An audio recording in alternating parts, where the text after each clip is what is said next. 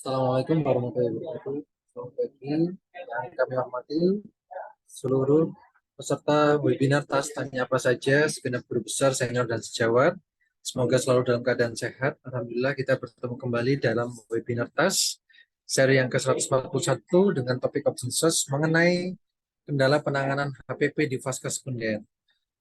Hari ini akan bertindak sebagai narasumber adalah Dr. Hanifah Erlin SPOG Magister Manajemen dan Dr. Rizky Pranadian SPOG Subspesialis Opsinsos, dan sebagai moderator adalah Dr. Muhammad Ardia Cahyan Laksana SPOG Subspesialis Opsinsos Magister Kesehatan. Baik, jadi hari ini mungkin Dr. Erlin sudah sering mengawal ya kasus rujukan yang suboptimal. Bagaimana nanti Dr. Erin bisa share pengalaman beliau dalam mengawal kasus NIRMIS ini, dan Dr. Rizky adalah sebagai Ketua Ponek di RSUD Dr. Sutomo, serta Dr. Bedian juga banyak pengalaman beliau sebagai sisi manajemen di Rumah Sakit Universitas Erlangga. Baik, yang pertama kami persilahkan kepada Ketua Departemen Obstetrik Ginekologi Fakultas Kedokteran Universitas Erlangga, kepada Dr. Brahmana Askandar SPOG spesialis onkologi, untuk bisa memberikan sambutan dan membuka tas pada hari ini. Silakan Dr. Brahman. Ya, Assalamualaikum warahmatullahi wabarakatuh. Selamat pagi. Yang saya hormati Dr. Didin, Dr. Ardian, Dr. Hanifah Erlin, Dr. Rizky, Dr. Pandu, dan semua tim. Terima kasih bersedekah ilmu untuk kita semua. Nah, topiknya penting, HPP di rumah sakit sekunder. Karena salah satu penyebab yang terbanyak kematian ibu adalah HPP. Nah, kemudian pernah ditanya dalam satu diskusi, jumlah SPOG tambah banyak, jumlah bidan tambah banyak, jumlah rumah sakit tambah banyak, jumlah fasilitas kesehatan tambah banyak, dan pembiayaan ditanggung sekarang dibanding sebelum era JKN, angka kematian ibu harus turun drastis. PR kita semua. Mungkin dimanfaatkan diskusinya di sini, apa yang bisa kita lakukan untuk perbaikan ke depan. Terima kasih banyak. Salam hormat semua. Wassalamualaikum warahmatullahi wabarakatuh. Waalaikumsalam warahmatullahi wabarakatuh. Terima kasih Dr. Brahmana. Dr. Brahmana ini yang menginisiasi tas. Jadi banyak produk dari beliau ini, selain tas ada juga dolan, diskusi online mingguan dari ID Surabaya, kemudian juga ada POS, publikasi Opsin Surabaya, kemudian juga ada Hoki, beliau juga sebagai ketua Hoki. Semuanya webinar rutin mingguan dan dilaksanakan secara gratis. Mudah-mudahan ini menjadi salah satu amalan guru-guru kita nanti ya. Banyak. Silakan, saya langsung saja silakan kepada rekan sekaligus guru saya, Dr. Muhammad Ardian, saya laksana sebagai moderator untuk bisa memimpin acara. Silakan Dr. Didin. Terima kasih Dr. Pandu. Assalamualaikum warahmatullahi wabarakatuh. Selamat pagi, salam sehat untuk kita semua. Yang terhormat Dr. Brahmana, SPOG konsultan, yang saya hormati Dr. Pandu, Dr. Elin, dan Dr. Rizky. Hari ini kita dan para peserta webinar TAS untuk kesekian kalinya ini ya. Pada kali ini topiknya menarik sekali. Saya akan membuka dengan beberapa hal bahwa angka kematian ini sudah sering kali disampaikan. Penyebabnya juga dua penyebab utama selalu menjadi kontributor ya, para preeklamsi dan HPP. Data terakhir dari Bappenas menyatakan bahwa case fatality rate yang merupakan ukuran dari penanganan di rumah sakit, ternyata case fatality rate HPP itu jauh di atas case fatality rate preeklamsia. Artinya kalau kita lihat data secara nasional bahwa penanganan HPP masih perlu ditingkatkan.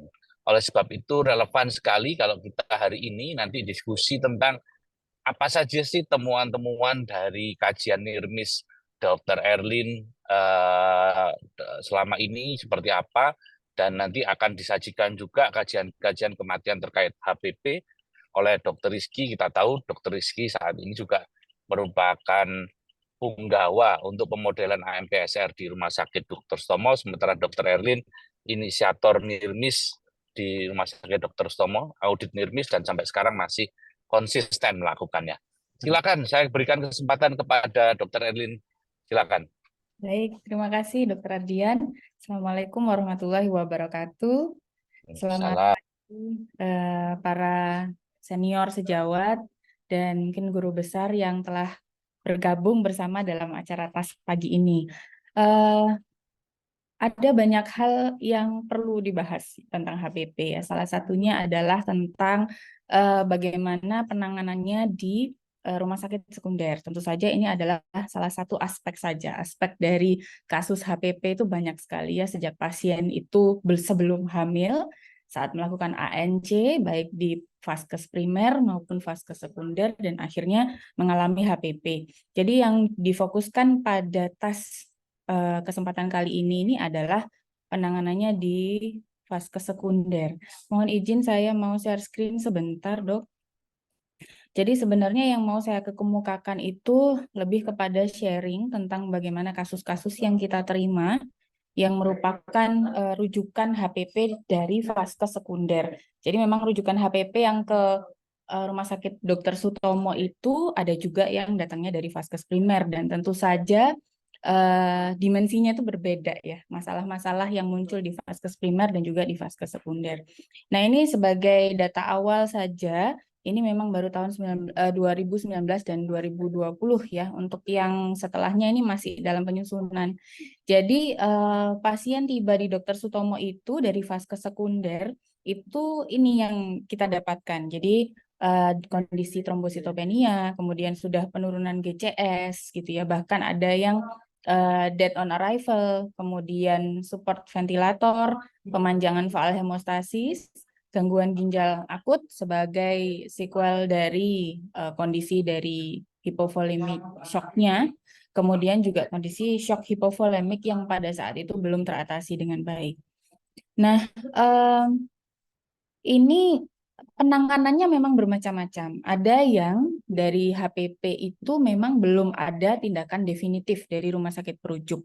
Ada yang sudah dilakukan tindakan definitif, gitu ya, sesuai dengan penyebab yang terevaluasi.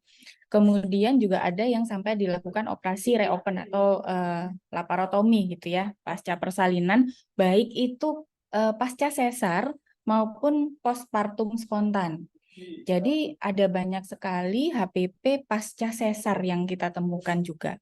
Nah, temuan Duranta operasi kedua. Jadi ini adalah data tentang rujukan dari rumah sakit yang sudah melakukan operasi kedua sebelumnya.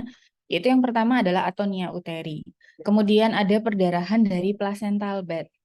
Kemudian ada hematom retroperitoneal dan ada hematom SPR.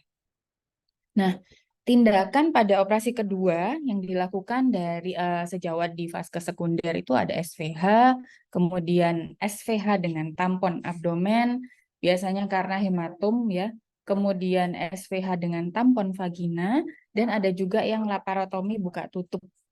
Nah, ini. Kemudian, nah, yang kami temukan di Rumah Sakit Dr. Sutomo, ini datanya ini sudah dipublish ya. Jadi sudah publish datanya, ini penelitian dari Dr. Khairunisa waktu itu, waktu beliaunya masih PPDS.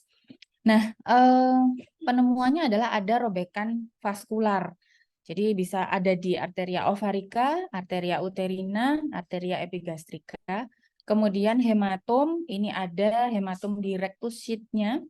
Kemudian ada di mesosalping, parametrium, plica vesicouterina, dan hematom retroperitoneal. Ini yang paling banyak ya, hematom retroperitoneal ini paling banyak dan paling ditakuti biasanya. Kemudian cedera saluran kencing, ini ada buli terjahit ke uterus, kemudian ada ruptur buli, ada ligasi ureter distal. Jadi ureternya terligasi. Kemudian problem uterus, ini yang paling banyak ya dari uterusnya. Jadi atonia uteri yang belum teratasi. Kemudian perdarahan dari sudut SBR, dehiscence atau hematom SBR, ada robekan uterus yang tidak teridentifikasi, kemudian jahitan Billings yang lepas, dan juga ada perdarahan dari bekas-bekas potongan SVH-nya. Jahitan di SVH. Nah, tindakan yang dilakukan di Rumah Sakit Dr. Sutomo ada ligasi vaskular, kemudian histrektomi, repair jahitan SBR-nya, kemudian jahitan kompresi uterus, ada trachelektomi, repair buli, rilis ligasi ureter, pasang tampon abdomen pada kasus yang memang biasanya sudah medical bleeding akhirnya, dan pasang drain. Pasang drain ini yang mengikuti tindakan lainnya ya tentu saja. Nah, dari evaluasi yang dilakukan terkait dengan masalah-masalah rujukan tersebut, maka ada 4 masalah besar. Masalah secara apa kalau kita mau klasifikasikan ya. Jadi yang pertama ANC, kemudian yang kedua penanganan saat persalinan, yang ketiga monitoring pasca salin, sebentar. Monitoring pasca salin, dan yang keempat adalah penanganan dari lead HPP. Ternyata juga masih menjadi masalah ya lead HPP ini.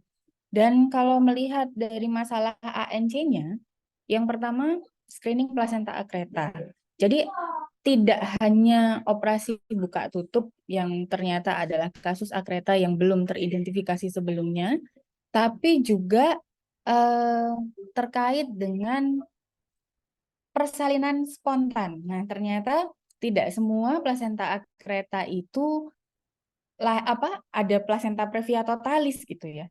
Jadi ternyata ada yang bisa persalinan normal tapi ternyata plasentanya susah dilepaskan dan begitu kita evaluasi ternyata memang akreta. Nah, ini perlu kewaspadaan dan kesadaran untuk melakukan screening plasenta akreta pada semua pasien beresiko. Jadi mungkin tidak hanya bekas seksio 2 kali saja. Bekas seksio 1 kali itu sudah cukup bisa menyebabkan spektrum plasenta akreta. Kemudian juga mungkin yang sering kita lupakan itu adalah pasca kuretase dan juga pasca miomektomi atau operasi pada uterus lainnya. Kemudian anemia, nah ini tadi ya, waspada asam sulfat ya Dokter Ardian ya. Jadi tentang anemia pada ibu hamil, seringnya memang di vaskes sekunder, mungkin ini rujukan dari vaskes primer ya, yang kadang mungkin kita satu mungkin belum dilakukan pemeriksaan sebelumnya di vaskes primer. Kemudian yang kedua ada pemeriksaan, mungkin juga HB-nya memang kurang dari normal, tapi tidak dievaluasi kembali. Jadi untuk ibu-ibu hamil dengan trimester 1 biasanya pemeriksaannya di vaskes primer itu dengan HB yang rendah gitu ya. Idealnya memang sebelum persalinan ini sudah dievaluasi kembali. Benarkah memang upaya-upaya untuk meningkatkan HB-nya itu sudah berhasil gitu ya. Jadi ada juga yang ternyata malah semakin turun gitu menjelang trimester ketiga. Dan anemia ini adalah salah satu penyebab dari HPP ya. Kemudian screening dan pencegahan PE. Nah, ini adalah penyebab tidak langsung dari HPP. Jadi untuk pasien-pasien yang dengan preeklamsia berat, preeklamsi atau bahkan eklamsia, ini memang resiko HPP-nya lebih meningkat. Sehingga screening dan upaya-upaya pencegahan untuk preeklamsia merupakan salah satu upaya untuk mencegah kejadian HPP juga. Nah, kemudian yang keempat ini adalah pemberian KIE tentang resiko kehamilan. Jadi ada beberapa kasus memang yang beresiko untuk HPP ternyata melahirkannya di bidan gitu dengan berbagai alasan dibaliknya ya yang mungkin kita tidak bisa identifikasi. Namun KIE pada saat ANC terkait dengan faktor resiko yang dimiliki oleh seorang ibu pada kehamilannya, ini pada akhirnya mungkin memberikan satu awareness yang lebih gitu ya dari pasien tersebut tentang bahwa pasien itu harus melahirkan di rumah sakit gitu. Dan memang ada resiko perdarahan yang menyertai kehamilannya. Nah, yang kedua adalah terkait penanganan persalinan dan tindakan operatif, yaitu observasi kemajuan persalinan lah ini. Ada beberapa kasus itu terkait dengan keterlambatan deteksi dari partus macetnya. Jadi akhirnya terjadi delay tindakan sehingga terjadi ruptura uteri. Padahal dari partografnya ini sudah ada pemanjangan kala 1 maupun kala 2. Tapi memang kalau dari kronologisnya yang kita dapat dari rujukannya ini memang dinilai ada delay dari penanganan partus macet tersebut. Atau sebaliknya gitu ya. Decision making untuk melakukan Sito SC pada kasus misalkan kala 2 lama. Jadi pertanyaannya memang ya sulit untuk dikonfirmasi juga apakah memang tidak bisa dilakukan tindakan lain seperti vakum ataupun forceps gitu ya. Seperti yang kita ketahui tindakan operasi sesar pada sesar Sito pada kala 2 lama ini bukan tindakan yang mudah dan memang beresiko untuk terjadi beberapa komplikasi seperti extended ya SBR-nya, insisi pada SBR yang extended dan akhirnya membawa kepada komplikasi yang lain seperti hematom tadi. Kemudian evaluasi penyebab HPP-nya. Nah ini memang mungkin sebagian besar kasus ini yang terjadi adalah HPP karena atonia uteri. Tapi yang perlu diingat adalah atonia uteri itu tidak selalu menjadi penyebab primer, tapi juga bisa terjadi menjadi penyebab sekundernya. Artinya dengan penyebab HPP yang lain, misalkan laserasi jalan lahir, inversio uteri, atau sisa jaringan, kemudian pemanjangan faal hemostasis, akhirnya atonia itu pun terjadi. Nah, biasanya kalau SPOG itu dikonsuli HPP, mungkin sudah perdarahan itu sudah terjadi cukup banyak gitu ya, sehingga mungkin dipertimbangkan tetap untuk mencari penyebab definitif dari HPP-nya.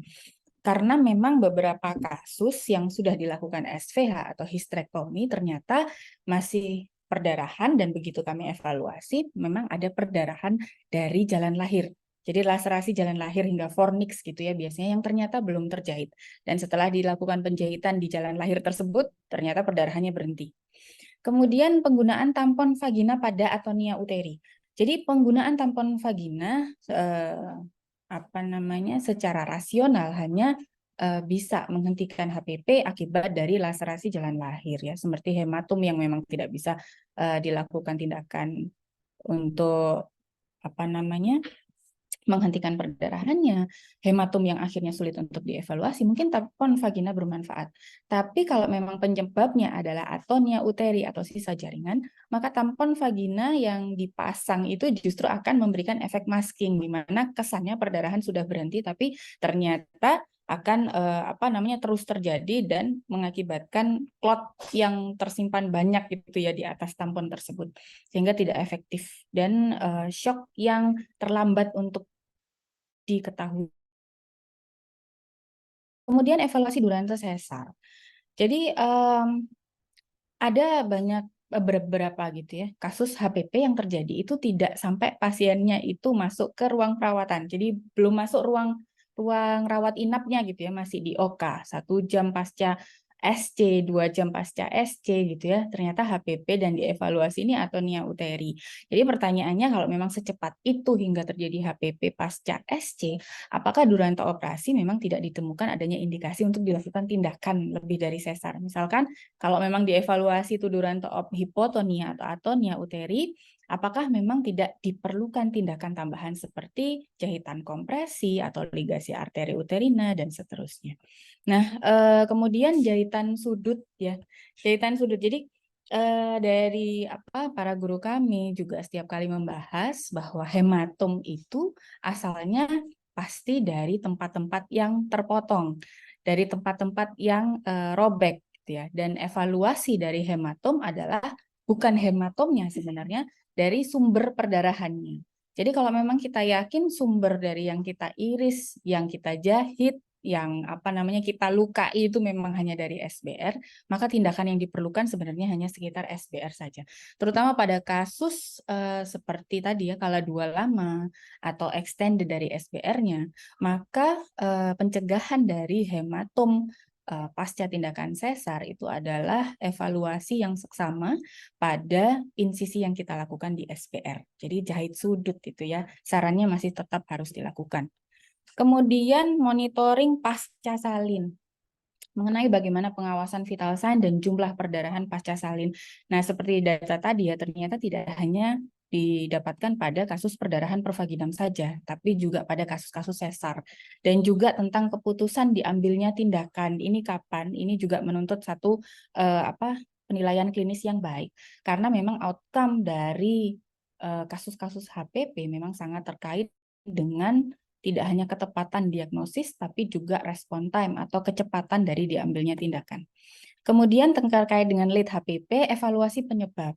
Jadi ada kasus tetap seperti subinvolusi uteri akibat dari kondisi umum pasien terkait dengan nutrisi, infeksi, atau juga bahkan sisa plasenta. Jadi sisa plasenta itu tidak hanya kita temukan di kasus-kasus persalinan pervaginam, tapi juga ternyata kasus sesar. Nah, ini evaluasi penyebabnya juga tetap harus dilakukan secara menyeluruh ya, komprehensif terhadap satu pasien. Dan juga jadi satu pertanyaan besar gitu, ketika tata laksana dari late HPP, di mana involusinya sangat baik, tapi penilaiannya adalah atonia uteri dan kemudian dipasang tampon kondom kateter. Jadi rasanya mungkin kurang tepat ya untuk tata laksana tersebut mengingat involusi yang baik dan juga HPP-nya ini sudah terjadi late. Sehingga kalaupun memang terjadi atonia uteri dan akhirnya subinvolusi, ini pasti ada penyebab yang lain gitu ya, selain atonia uterinya. Jadi mungkin itu yang untuk memancing diskusi pada pagi hari ini, Dr. Ardian. Ya, terima Oke. kasih Dr. Erlin, menarik sekali data-datanya ya. Jadi kalau dilihat dari NIRMIS, ini tidak bermaksud mencari salah, tetapi kita mencari evaluasi ini penyebabnya apa. Tapi dari semua itu kalau boleh saya sampaikan, ini ada kaitannya dengan quality ya. Jadi nanti ini menjadi PR kita semua. Ternyata kualitas pelayanan ini memang masih perlu kita cermati bersama. Monggo Dokter Rizky silakan memberikan paparan dari masalah kematiannya ya ini ya. Kalau tadi Ya. NIRMIS, sekarang tentang kematian karena HPP. Silakan Dokter Rizky. Oke, matur suwun Dr. Didin. Bismillahirrahmanirrahim. Assalamualaikum warahmatullahi wabarakatuh. Jadi selamat pagi semua rekan-rekan, guru besar dan yang telah hadir pada kajian hari ini ya, TAS gitu ya.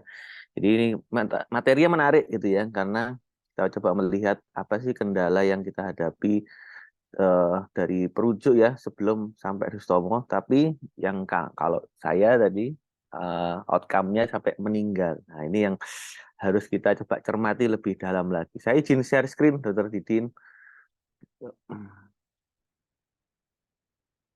Ya, ya, ya.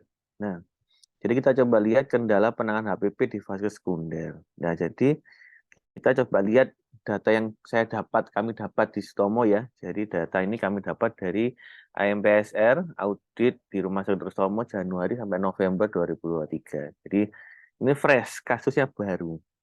Nah, jadi memang kami dapatkan ada 6 kasus HPP yang meninggal, tapi masih 4 kasus yang telah kami audit. 2 kasus berasal dari Surabaya. Nah, ternyata dalam Surabaya masih ada kasus HPP yang meninggal. 2 kasus dari luar Surabaya. Untuk metode persalinan, ada 2 persalinan per vaginam, 2 operasi SC. Nah, nanti kita coba lihat lagi. Indikasi SC-nya ada yang placenta previa, ada kala 2 lama. Nah, ini yang seperti diceritakan Dr. Erlin tadi gitu ya. Nah, mulai kelihatan penyebab-penyebabnya ini emergensi gitu ya, atau juga ada yang sudah terdeteksi tapi penanganannya mungkin kurang adekuat. Nanti coba kita lihat lagi. Jenis perdarahan pasca salinnya memang kita lihat kurang dari 24 jam terjadinya, 4 kasus.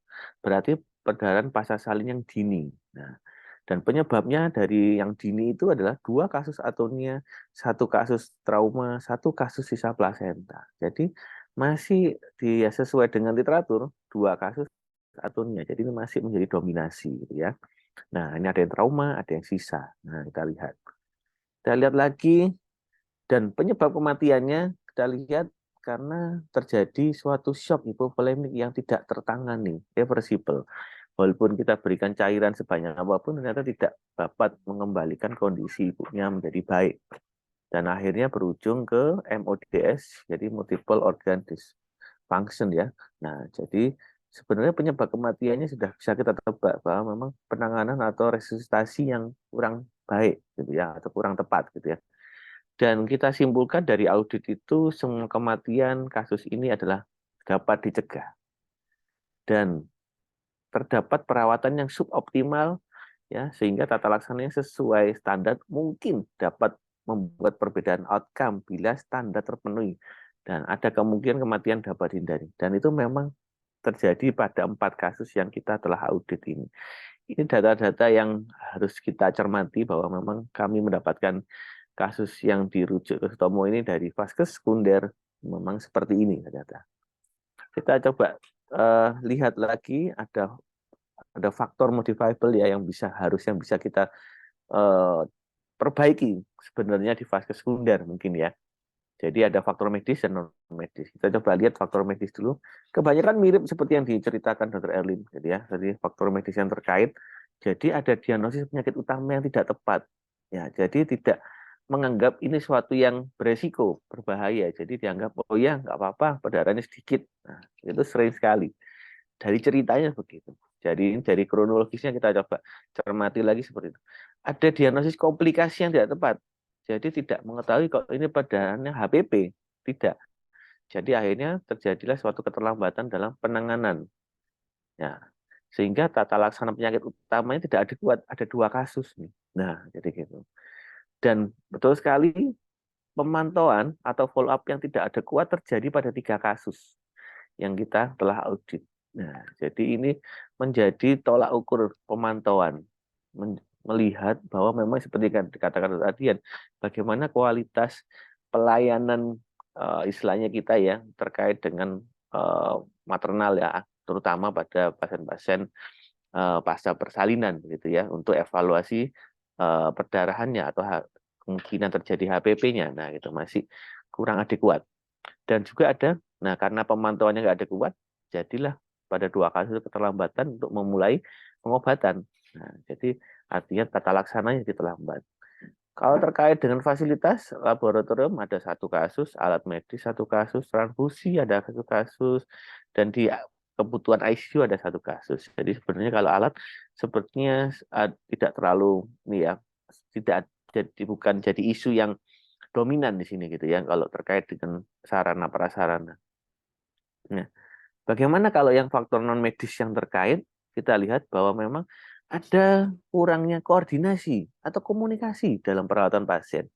Justru yang non medisnya ini yang beresiko tinggi adalah kurangnya komunikasi ya dalam perawatan pasien. Mungkin antara teman-teman yang mengobservasi dengan DPJP gitu ya, tidak mengkomunikasikan atau koordinasi bahwa ini pasien darurat tapi tidak dilakukan tata laksana yang cepat dan tepat ya di rumah sakit tersebut. Jadi ada 1 kasus ada rencana tindakan tapi dia tindakannya karena kamar operasinya penuh jadinya tertunda cukup lama, hampir 3 jam sampai 4 jam. Nah, hal itu terjadi gitu. Nah, ada juga dokter ahli tidak dikonsulkan. Nah, artinya ini karena mungkin teman-teman yang mengobservasi itu menganggap ini biasa, jadi DPJP-nya tidak dikonsulkan. Nah, gitu. Ya, jadi ini yang ada juga 2 kasus terjadi dan juga ada dokter yang DPJP terlambat merespon konsultasi. Ya, karena mungkin perjalanan, mungkin karena setelah tindakan beliaunya juga sudah pulang begitu ya. Jadi ada resiko responnya terlambat karena mungkin jaraknya jauh. Nah, ini ada yang terjadi. Jadi ini yang kami dapat dari data-data yang dari AMP SR selama Januari sampai November 2003. Coba kita cermati sebenarnya ini walaupun data ini lama, literatur lama, tapi ini sangat masih sesuai. Jadi memang tetap atonia ataupun perdarahan ini menjadi penyebab 35% kematian ibu dan 14 juta seorang perempuan di dunia itu meninggal karena perdarahan pasca salin. Jadi artinya tiap 26 perempuan itu tiap menitnya ada yang meninggal karena HPV. Dan sesuai dengan data yang kami dapat 60-70% penyebabnya adalah HPV tadi adalah atonia. Dan 40-50% kasus atonia itu sebenarnya dapat dihindari oleh manajemen aktif skala 3 yang benar. Jadi tadi ada 1 kasus terkait dengan manajemen aktif skala 3 yang kurang baik. Jadi meninggalkan sisa plasenta dan akhirnya perlu tindakan kuretase. Cuma karena kuretase tindakannya tadi yang seperti saya ceritakan, kuretase tindakannya terlalu lama, kamar operasinya penuh, akhirnya perdarahannya selama menunggu itu banyak. Nah, gitu ya. Akhirnya tidak bisa ditangani dengan baik gitu. Nah, dan satu lagi ini dari tahun 2012 dari ACOG. Sebenarnya problem untuk tata laksana HPP itu kalau kita lihat dari beberapa literatur itu nomor 1 itu adalah memang ini ya, denial. Berarti menyangkal gitu ya. Menyangkal kalau ini perdarahan pasca salin. Oh enggak, itu sedikit gitu ya. Enggak apa-apa, baik, oke gitu ya. Akhirnya terjadi delay, keterlambatan. Nomor 1. Nomor 2 seperti yang dikatakan Dr. Erli tadi, kurangnya atau lemahnya kita dalam menghitung darah yang hilang atau estimated blood loss yang mengestimasi kehilangan darahnya itu kurang pas. Akhirnya menjadi kita mengira itu suatu hal yang sepele, yang ringan gitu ya. Jadi too little, too late. Akhirnya telat melakukan resusitasi. Nah, gitu. Jadi ini ada 2 atau 3 kasus seperti ini. Dan yang terakhir yang perlu kita bahas ya mungkin seharusnya masalah komunikasi. Komunikasi ternyata terjadi ya masalah ini di hampir 3 kasus tersebut gitu ya. Jadi ada masalah komunikasi yang bermasalah ternyata pada kasus yang terjadi di kami yang kami terima di sini gitu ya. Gitu. Jadi seharusnya memang kondisi-kondisi ini yang perlu kita hindari sehingga kasus penanganan HPP di vaskes sekunder itu tidak mengalami suatu perburukan. Karena kalau kami berdiskusi dengan teman-teman Kemenkes dan WHO, kalau kematian karena HPP itu terjadi di rumah sakit terutama tersier, itu munculnya memang tidak bisa muncul akibat HPP langsung penyebab utama. Pasti penyebab meninggalnya karena sepsis. Nah, seperti itu ya. Jadi HPP-nya bisa hilang, tapi memang ternyata itu suatu gambaran kalau memang di vaskes tersier. Beda kalau dia meninggalkan HPP di vaskes sekunder. Nah, mungkin penanganannya tidak ada kuat. Nah, dan memang ternyata itu terjadi gitu ya. Jadi setelah kita terima di sini, kita juga mungkin sudah maksimal penanganan HPP-nya, tapi penanganan tata laksana lanjutannya karena mungkin sudah terlalu lama shock, mengalami suatu multiple organ disfailure ya, dysfunction, akhirnya menjadi resiko sepsis yang meningkat, akhirnya meninggalnya menjadi seperti itu. Gitu. Oke, mungkin itu slide dari saya, Dr. Ardian. Terima kasih, mungkin itu bisa menjadi bahan diskusi juga untuk kita pagi ini. Oke, matur suwun. Terima kasih Dokter Rizky. Menarik sekali paparan Dokter Rizky tadi ya. Jadi ternyata faktor medis berpengaruh, tapi juga ada faktor non medis, betul ya Dok ya? Ya, Yang betul bisa dok. diperbaiki dan semua kasus ini preventable. Nah, pada diskusi kali ini adalah kita lebih ke arah pendekatan sistem ya, pendekatan sistem sehingga nanti kita tidak pendekatan klinis saja, tapi pendekatan sistem ini penting sehingga menjadikan refleksi bagi masing-masing kita di vaskes kita apa yang perlu kita perbaiki. Kira-kira begitu dari 2 kajian ini. Monggo ada pertanyaan dari sejawat sekalian? Sepertinya belum ada. Barangkali ada yang mau ditambahkan, Dr. Erlin atau Dr. Rizky. Iya dok. Ya itu tadi sebenarnya sharing ya kasus-kasus yang kita terima di Rumah Sakit Dr. Sutomo dan memang terkait dengan kualitas pelayanan itu di semua vaskes ya rasanya termasuk di Dr. Sutomo juga memang harus terus diperbaiki setiap saat gitu. Cuman yang di vaskes sekunder itu memang evaluasi terkait penyebab HPP itu eh, selalu kita ulang kan ya dok. Jadi misalkan dari rujukan dari vaskes sekunder, kemudian dirujuk ke Rumah Sakit Dr. Sutomo, itu selalu kita evaluasi ulang karena memang penyebabnya itu sebenarnya nggak lain dari 4T itu ya dok ya, dari zaman dulu kita diajarkan itu ya. Dan harus dicari empat-empatnya dulu. Walaupun memang yang paling gampang ditemukan selalu atonia pasti, karena dari perabaan, dari palpasi gitu ya, kita atonia uteri sangat bisa mengidentifikasi itu. Tapi terkait dengan robekan jalan lahir, termasuk dari robekan uterus ya dok ya. Jadi untuk kasus-kasus yang memang ada pemanjangan kala 1 pada fase apapun ya, fase laten atau fase aktif, apalagi kala 2, ini memang harus betul-betul dievaluasi laserasi jalan lahir dan trauma pada uterusnya. Nah, ini yang kadang-kadang kita bertanya-tanya, seandainya memang pasien itu HPP karena atonia uteri, kemudian dihisterektomi, dan pada di sutomonya kita menemukan ada laserasi yang tidak terjahit dan ada fluksus aktif dari sana, pertanyaannya pasti nih apakah perlu sebenarnya tindakan histerektominya gitu ya dok.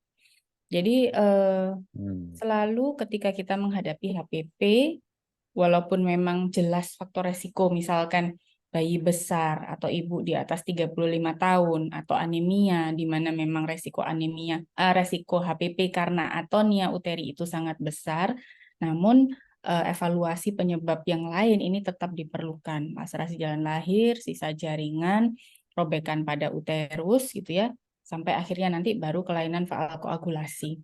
Dan yang tadi saya sampaikan memang atonia uteri kalau SPOG dikonsuli itu biasanya setelah apalagi kalau persalinan pervaginam ya, itu setelah dilakukan evaluasi oleh bidan mungkin, kemudian juga dilakukan pemberian obat-obatan awal biasanya uterotonika, itu sudah berjalan beberapa waktu mungkin ya.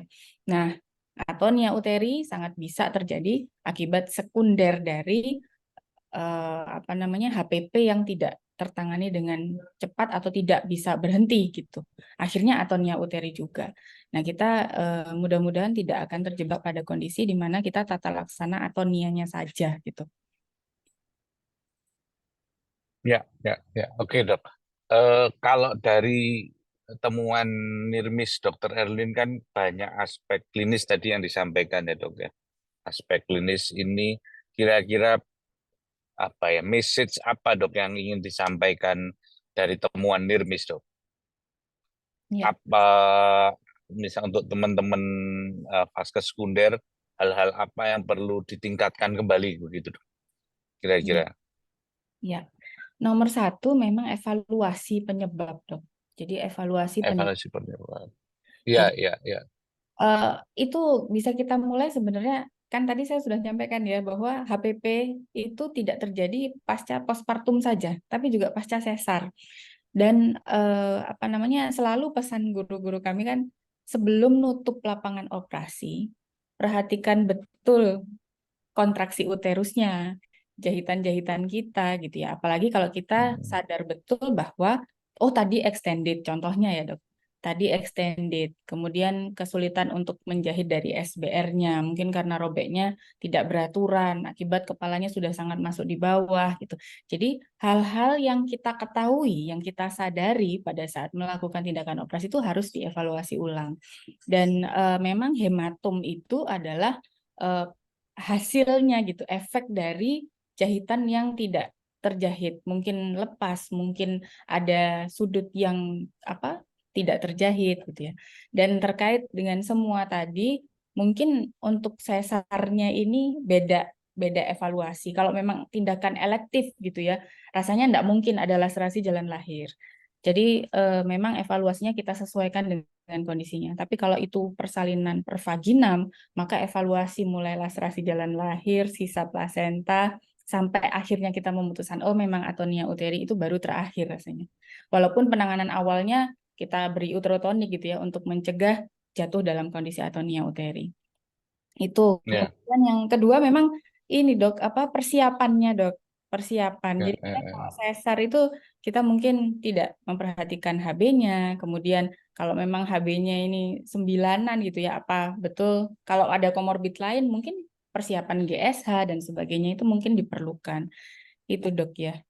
Iya. Makasih, Dok. Ini pertanyaan sudah mulai banyak. Sudah mulai Tapi ya mungkin monggo dokter ini nanti disiapkan yang pertanyaannya siapa nih, Bu Mulyani Aung ya, Dokter Mulyani. Tapi saya ke Dokter Rizky dulu nih, Dok. Dokter Rizky ini kan salah satu juga pakar AMPSR di Sutomo FK UNER. Yang nomor 2, Dok, apakah hasil audit maternal death maupun NIRMIS dapat dijadikan alat bukti? Barangkali saya minta Dokter Rizky dulu menjawab, sekaligus pertanyaannya Dokter Bernardus di Kantoro.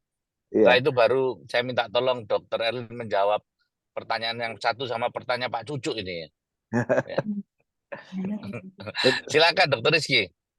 Dok, saya mungkin bantuan dari Dokter Ardian ya kalau untuk pertanyaan Dokter Freddy ya, karena saya mungkin ini ya kurang istilah aja pengalaman ataupun mungkin ini ya, Dok, untuk literaturnya. Jadi kalau sepengetahuan saya audit maternal itu atau NIRMIS itu kalau untuk dari delik hukum tidak, maksudnya saya mohon maaf ya, saya mungkin karena kurang keilmuan saya belum sampai ke ranah hukum selama ini, karena memang sebenarnya AMP, SR dan NIRMIS itu masih dalam kondisi yang proses pembelajaran. Jadi mencari suatu istilahnya sistem ya. Jadi sistem mana yang perlu kita benarkan, yang bisa kita benahi, dan agar kesalahan tidak berulang kembali. Nah, tapi kalau itu menjadi suatu bahan bukti untuk delik hukum, saya rasa kok tidak ya. Cuma nanti mungkin mohon bantuan Dokter Didin. Ini juga beliau mentor saya gitu ya di Kemenkes terkait dengan AMPSR. Oke. Nah, terkait Dokter Bernardus, Dokter Ben, apa kabar? Jadi ini kolega kita di Tenggarong Kaltim. Jadi memang bagaimana untuk mengantisipasi resiko perburukan perdarahan postpartum PKM karena lokasi PKM-nya jauh gitu ya. Nah, ini artinya dokter mungkin karena betul sekali karena kondisi kasus HPP itu kan kadang-kadang unpredictable, tidak bisa ditebak. Cuma kalaupun kita memang perlu banget screening HPP ya, kalau bisa itu yang perlu kita kuatkan di satelit-satelit kita, terutama yang jauh tadi. Kalaupun memang terjadi itu, memang tetap kita harus memetakan bahwa kira-kira fasilitas kesehatan mana yang bisa menangani kasus HPP ini gitu ya. Jadi maka dari itu jangan sampai pasien ini mengalami suatu rujukan estafet, jadi rujukan yang tidak terlambat gitu ya. Jadi kalau sudah mengalami suatu rujukan lambat dok, malah terjadi perburukan akhirnya sampai meninggal. Nah ini jadi dokter Bernard, saran saya memang kita harus lebih penguatan ke screening HPP ya waktu antenatal care dok. Tapi ya memang kalau kondisinya sudah mengalami perburukan ya mau tidak mau kita menjalankan SOP untuk resusitasi secara dini ya dok. Karena memang ada beberapa teori sudah pernah disampaikan dokter Elin, dokter Didin tuh. Jadi kita tidak boleh telat melakukan resusitasi karena satu-satunya cara kalau bisa pasiennya tidak jatuh karena meninggalnya pasien HPP ini bukan karena penyebabnya, karena bukan karena robekannya, bukan karena sisanya, tapi karena darah itu keluar terus. Jadi pasien itu mengalami shock hipovolemik dan itu yang menyebabkan yang bisa meninggal itu karena dia irreversible, tidak tertangani. Jadi justru penanganan cairan yang baiklah itu yang mungkin bisa membantu kondisi pasien dalam perjalanan itu bisa tetap terjaga ya sampai ke yang bisa dilakukan tindakan definitif. Mungkin itu dulu Dokter Adrian. Mohon Dokter Rizky, bimbingan. terima kasih.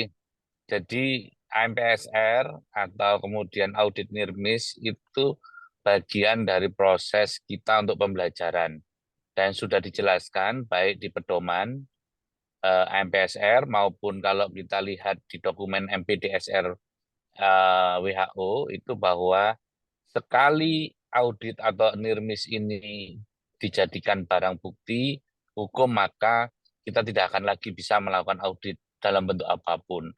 Sehingga AMPSR jelas bukan merupakan delik atau bukan merupakan barang bukti untuk masalah hukum dan juga apabila terjadi maka kajian ini tidak bisa jadi barang bukti. Itu sudah menjadi pedoman kita semua. Silakan Dokter Elin menjawab ini pertanyaan banyak ternyata ya. Monggo panjenengan dijawab. Ini ada Pak Yudianto juga tentang MEOS, kemudian Pak Cucuk banyak sekali. Pak Cucuk ini mungkin lagi semangat ini ya. Silakan. Ya, matur nuwun Dokter Adrian. Mulai dari kok hilang yang tadi ya? Oh, sudah terjawab. Oke. Jadi untuk yang pertama ini dari Dokter Ibu Cucuk. Aung. Oh ya Aung. Ya. Ini pertanyaannya sulit sekali dijawab. Memang yang menyebabkan atonia itu nggak harus multipara, nggak harus bekas sesar gitu ya. Ini contohnya kasus Primi Gravida ya, anak pertama gitu. Nah, kalau dari yang bisa teridentifikasi dari kasus yang disampaikan aja, dengan kasus pemanjangan kala persalinan gitu ya, ada pemanjangan kala persalinan partus macet itu salah satu resiko dari HPP gitu ya, terlepas dari tindakan definitif untuk partus macetnya apa gitu, mau setelah itu sitoseksio kemudian atau vakum atau forceps, adanya partus macet itu adalah resiko HPP. Nah, di pasien ini kondisi ibu sudah lemah ini sebenarnya di highlight. Nah, kondisi sudah lemah ini adalah satu hal yang multifaktorial ya. Bisa satu kelelahan akibat persalinan yang lama, yang kedua mungkin anemi, kemudian penguatan nutrisinya sebelum mulai persalinan itu mungkin kurang, atau hari ini masih kerja besok sudah kenceng-kenceng. Jadi makanya persiapan persalinan itu tidak boleh disepelekan sama sekali. Makanya kalau ada pasien-pasien yang pengen cuti, saya tuh pengennya tuh hari ini masih kerja, besok udah lahiran dok gitu. Sebenarnya itu sangat tidak direkomendasikan karena faktor yang sangat berpengaruh pada persalinan itu memang mayoritas itu adalah faktor ibunya ya. Bukan faktor dari penolong persalinan atau apa, tapi untuk partus apalagi yang spontan memang faktor ibu itu sangat menunjang sekali keberhasilan dari persalinannya. Ketahanan terhadap nyeri, kemudian bagaimana nafasnya saat mengejan, KU-nya gitu ya. Karena persalinan itu adalah stres yang luar biasa berat gitu bagi seorang ibu hamil ya. Sehingga kalau kalau pertanyaannya faktor apa yang bisa menyebabkan atonia, ini banyak sekali yaitu beberapa yang saya sampaikan. Ini dari ceritanya aja ya, mungkin ada sebenarnya informasi yang lebih banyak di belakangnya. Kemudian yang masih open pertanyaannya dari Dokter Cucu. Assalamualaikum dok, nih senior saya. Eh, jadi yang pertama kayaknya pendapat ya. Jadi sering sekali aspirasi nulis orderan itu sangat hemat pulpen, sehingga perawat tidak mendapatkan orderan yang jelas dan lengkap. Jadi ini adalah satu faktor yang sangat penting memang, komunikasi. Komunikasi itu tidak hanya antara dokter dengan pasien, tapi juga dokter dengan medis dan paramedis lainnya gitu ya. Nah, ini salah satu contoh. Kalau memang tidak jelas gitu, apakah memang bidan dan perawat itu dalam situasi atau kondisi suasana kerja yang aman, merasa aman untuk bertanya kepada DPJP gitu ya. Kadang-kadang ada mungkin rasa takut atau memang ketidaktahuan. Nah, kalau memang dinilai seperti itu, sebenarnya yang dibutuhkan adalah leadership, dokter. Matur nuwun masukannya. Ini leadership ini sangat diperlukan di semua vaskes untuk melihat dengan baik masalah di tiap vaskesnya apa. Nomor 1 bisa SDM, nomor 2 komunikasi, nomor 3 mungkin tadi ada satu kasus lagi yang, nah ini terkait dengan pertanyaannya Dokter Yudianto ya. Jadi kalau MEOS kemudian perkiraan jumlah perdarahan itu sangat penting, setuju. Itu bisa harusnya diterapkan di semua vaskes sekunder. Nah, aturan 30 menit DPJP tidak bisa dihubungi, ini salah satu masalah ya. Apalagi memang terkait dengan HPP, di mana tidak hanya ketepatan diagnosis, tapi juga respon time, kecepatan, itu sangat penting. Sehingga hal ini memang harus dibicarakan. Bagaimana sistem dalam rumah sakit tersebut, di mana memang latar belakang masalah bisa sangat berbeda-beda gitu ya, untuk bisa mentata laksana hal itu. Ada lagi jangankan HPP gitu ya, mungkin yang sudah dikonsulkan sebelumnya, pasien baru misalkan, dengan eklamsia, dengan kejang, kemudian dokternya nggak bisa dihubungi, pasiennya kejang, sudah penurunan kesadaran misalkan. Apakah memang akan tetap menelepon DPJP yang sama, yang tidak bisa dihubungi tadi? Jadi rasanya pendelegasian itu adalah satu sistem yang memang harus dibicarakan untuk kasus-kasus gawat darurat. Jadi ini salah satu masalah juga yang bisa diidentifikasi, Nggih, dokter. Betul. Jadi itu memang harus bisa dipertimbangkan malah kalau menurut saya ya. Kemudian ini Mohon dokter maaf, nambahin dikit Yudi. tentang Dokter Yudi tadi. Dikit aja.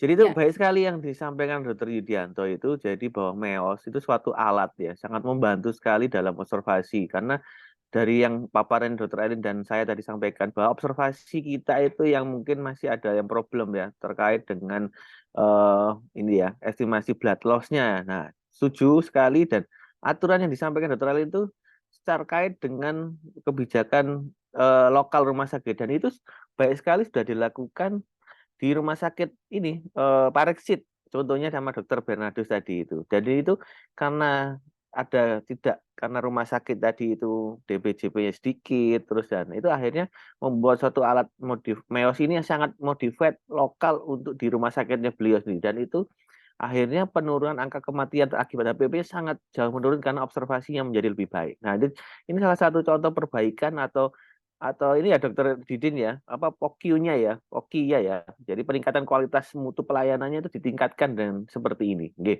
Makasih. Ya, itu aja nambahin. Makasih Dokter Rizky, Dokter Erlin. Ini ada pertanyaan lagi nih dari Bu Halida Dr. Halida Nelasari. Rate HPP pausa itinerary hari kedua ketiga pos SD. Nah, monggo. Ada nggak Dokter Erlin? Ada banyak. ada. Kalau ditanya ada Ada memang. Nah, Ya, biasanya faktornya ya ada faktornya gitu biasanya. Kalau itu terjadi lebih dari 2 kali 24 jam postpartum ya, Dok. Jadi kalau 2 kali 24 jamnya aman, kemudian pulang dia terjadi late HPP, biasanya ada faktor di belakangnya. Nih, itu memang harus kita tata laksana secara holistik. Mungkin nutrisinya, mungkin faktor kelelahan hebat, mungkin juga ada faktor komorbid yang lain. Dan ini tata laksananya tidak bisa hanya langsung tindakan operatif tentunya. Jadi kalau misalkan memang ternyata ada masalah di belakangnya, misalkan nutrisi, kemudian infeksi, ketika kita menangani atonia pada late HPP tersebut hanya tindakan operatif yang difokuskan untuk atonia saja, maka komplikasi di belakangnya akan lebih berat lagi biasanya. Jadi setelah nanti mungkin kita memutuskan untuk histerektomi, tapi ternyata nutrisinya yang nggak bagus, ternyata ibunya memang hygiene yang nggak bagus, maka di belakangnya masih ada resiko infeksi. Nah, itu yang mungkin kita harus ingat betul bahwa kondisi atonia, apalagi late HPP karena atonia, itu adalah satu kondisi yang multifaktorial yang harus kita tangani secara komprehensif, ya, secara holistik. Mungkin itu ya, Dok. oke, makasih. Masih ada nggak ini, Dok? Kira-kira yang belum terjawab ya? Ntar. Ya, Kalau dari cukup pertanyaan banyak. dokter Cucuk tadi, Dok, mungkin saya coba Ya, tanggapi aja. Jadi monggo, monggo. beliau mengungkapkan kondisi-kondisi yang terjadi di rumah sakit sekunder itu sangat baik sebenarnya, masalahnya sudah teridentifikasi. Jadi harusnya mungkin dokter Cucuk mungkin bisa mencari solusinya bersama dengan pihak rumah Ya, ya. sakit. Bagaimana caranya itu hal-hal tersebut tidak terjadi. Karena hal-hal yang terjadi yang disampaikan dokter Cucuk tadi itu salah satu faktor-faktor non medis yang bisa memperberat, misalnya ada suatu kejadian gawat darurat gitu ya. Contohnya kalau kita misalnya Dr. Arin bilang, tadi ada pengalian DPJW bila tidak bisa dihubungi dalam 30 menit.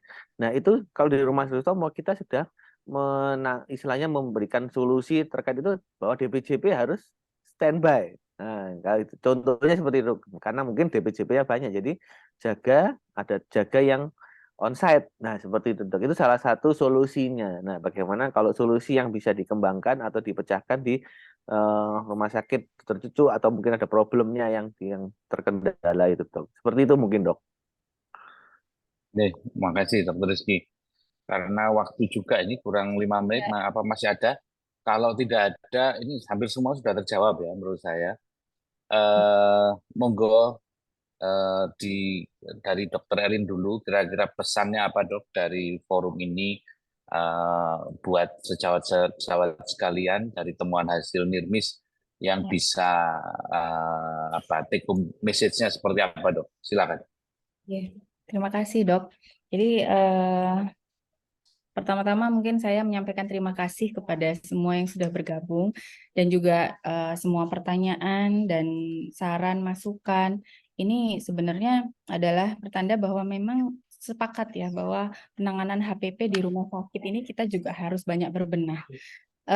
Jadi penyebab HPP itu tidak hanya dimulai dari persalinan saja, tapi juga bagaimana kita mentata laksana pasien sejak antenatal care, mengidentifikasi faktor resiko, dan juga penanganan dari HPP-nya sendiri yang memang diperlukan tidak hanya tepat, tapi juga cepat penanganan.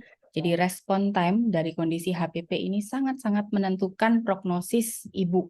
Jadi sangat bisa menurunkan morbiditas, terlebih lagi mortalitas dari ibu. Karena tadi sudah disampaikan bahwa penyebab dari kematian ibu akibat HPP adalah irreversible hypovolemic shock. Yang ini hanya bisa terjadi karena kehilangan di mana estimated blood loss-nya ini sudah lebih dari 50% dari estimated blood volume yang ada di dalam tubuh seorang ibu, di mana sudah terjadi kematian jaringan yang akhirnya muncul sequel dan akhirnya jantung yang kena sequelnya sehingga terjadi irreversible hypovolemic shock.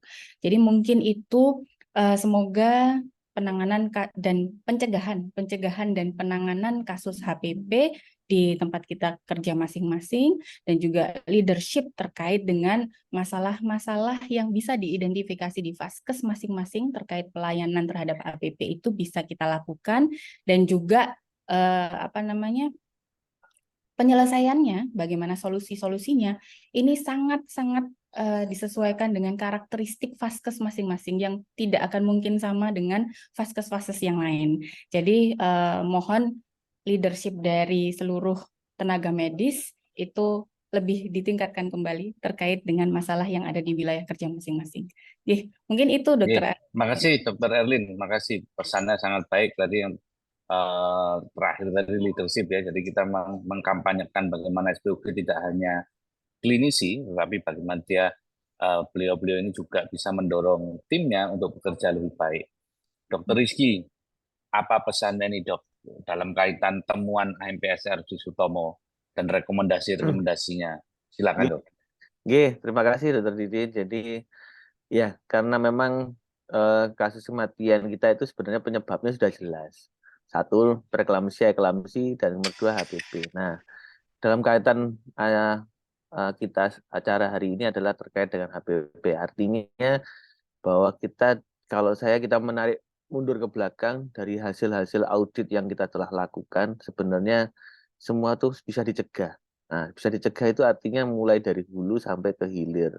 Nah, seperti yang sampaikan Dr. Eli tadi, muncullah suatu rekomendasi yang memang harusnya bisa kita lakukan ya secara tepat ya, dan kemudian waktunya jangan terlalu lama dan bisa dicapai untuk peningkatan kualitas pelayanan kita. Karena harapannya jangan lupa teman-teman kalau memang atau teman sejawat yang di sini itu bila ketemu suatu kasus terutama HPP dan itu memang ada outcome yang kurang baik terjadi mortalitas sampai morbiditas gitu ya, tolong bisa diaudit ya. Diaudit itu dalam rangka untuk suatu proses pembelajaran agar kasusnya tidak berulang kembali. Dan itu mungkin justru bukan dari Kemenkes atau itu solusinya, tapi dari lokal. Nah, dari lokal itulah kita bisa membuat suatu solusi-solusi yang tepat gitu ya. Jadi smart gitu ya, seperti yang dikatakan Dr. Diana dia, jadi spesifik gitu ya. Jadi bisa dicapai, nah dan bisa diukur. Nah itu penting itu bisa diukur dan tidak istilahnya tidak terlalu lama jangka waktu. Dan akhirnya bisa dievaluasi kembali dan akhirnya bisa mendapatkan solusi yang terbaik. Sehingga kasus-kasus terutama yang di Vaskes Sekunder ini jangan sampai terulang kembali. Nah itu poinnya. Gitu. Oke. Terima kasih Dr. Adian. Pesan saya itu aja. Terima kasih Dr. Elin, Dr. Rizky atas pencerahannya. Banyak hal-hal yang kita dapatkan. Untuk Dr. Joni, terima kasih dok masukannya. Mohon maaf karena waktu yang begitu panjang juga. Ini kita terpaksa mungkin nggak bisa membahas lebih lama.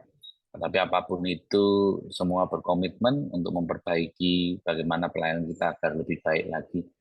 Terima kasih saya ucapkan kepada para narasumber, Dr. Rizky, SPOG Spesialis Optinsos, Dr. Hanifa Erlin, SPOG Calon Konsultan Optinsos, Magister Manajemen. Dan saya kembalikan ke moderator. Terima kasih. Assalamualaikum warahmatullahi wabarakatuh. Maaf, saya kembalikan ke MC. Monggo Dr. Pandu. Baik, teman-teman, Dr. Didin. Terima kasih juga kepada narasumber, Dr. Rizky dan Dr. Hanifa Erlin, menyampaikan fakta yang sangat penting sekali ya, bahwa kematian ibu itu sebetulnya mengerucut di hal-hal yang bisa kita cegah, bisa kita antisipasi.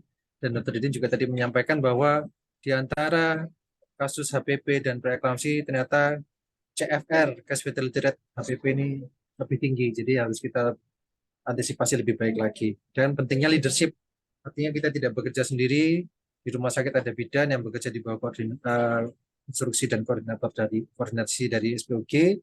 Pentingnya aspek leadership juga kita terapkan dalam tempat kerja kita masing-masing. Baik, terima kasih. Saya atas nama pembawa acara mohon maaf apabila ada kesalahan atau kekurangan dalam penyelenggaraan TAS. Sampai jumpa pada TAS pada seri-seri berikutnya setiap hari Rabu jam 10 sampai jam 11. Terima kasih kepada seluruh peserta setia TAS. Semoga sehat selalu. Saya tutup demikian. Assalamualaikum warahmatullahi wabarakatuh. Terima kasih. Waalaikumsalam warahmatullahi wabarakatuh. Waalaikumsalam.